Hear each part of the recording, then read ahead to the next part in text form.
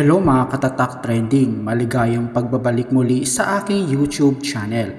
Grabe, usap-usapan nga ngayon sa iba't ibang social media platforms ang bali-balitang di umano nahuli na ng ICC o International Criminal Court si Senator Bato de la Rosa at sa tulong na din mismo ng mga otoridad.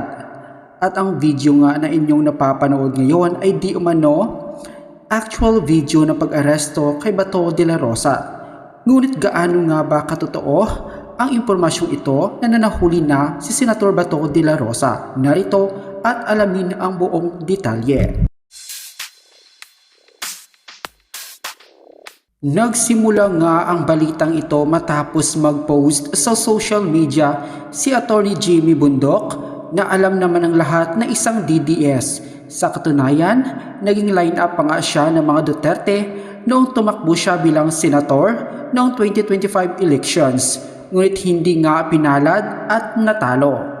Ayon sa cryptic post ni Jimmy Bundok, sabi niya na sana hindi totoo ang bad news, kaya agad na kumalat ito sa social media at ang hinala ng mga netizens ay patungkol ito sa pag-aresto kay Bato de la Rosa. Kumakalat na nga ngayon at talaga namang pinag-uusapan na sa social media. May mga nagsasabi na yari na si Bato de la Rosa at tila susunod na di umano kay Duterte sa The Hague, Netherlands kung saan siya lilitisin ng ICC. Lalong naging malaki ang hinala ng mga netizens matapos mag-post din ni Atty. Harry Roque sa kanyang social media accounts ilang oras bago kumalat ang naturang balita. Ayon sa post ni Atty. Harry Roque, sinabi nitong may nagtraidor daw kay Senator Bato de la Rosa. Kaya ito nga ba ang dahilan kung bakit nahuli ang senador matapos siyang traidorin ng kanyang kasamahan at tinuro ang kinaroroonan ni Bato de la Rosa? At sino naman kaya ang naglaglag kay Senator Bato de la Rosa? Pinost nga ni Atty. Harry Roque ang kanyang naging mensahe nitong August 4. Ngunit wala namang pinangalanan si Atty. Harry Roque kung sino nga ba ang nanghudas kay Bato de la Rosa. Sa iba pang balita, nagsalita na ang NBI patungkol sa pag-aaresto kay Bato de la Rosa kung saan pinabulaanan sa media ni NBI Director Atty. Melvin Matibag ang espekulasyon na ito na nahuli na ang ICC wanted senator. Ayon sa direktor, nagpapatuloy di umano ang kanilang manhunt operation laban sa kapwa-akusado ni dating Pangulong Rodrigo Duterte sa crime against humanity.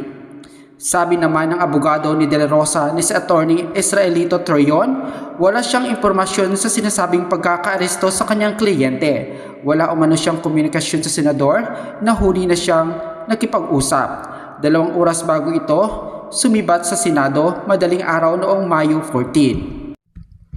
Matatandaang matapos ang mahigit kalahating taon o pag-absent mula Nobyembre 2025, sumulpot si Bato de la Rosa sa Senado noong Mayo 11 para sa pagkaliderato pero tumakas noong Mayo 14 kasunod ng shooting incident.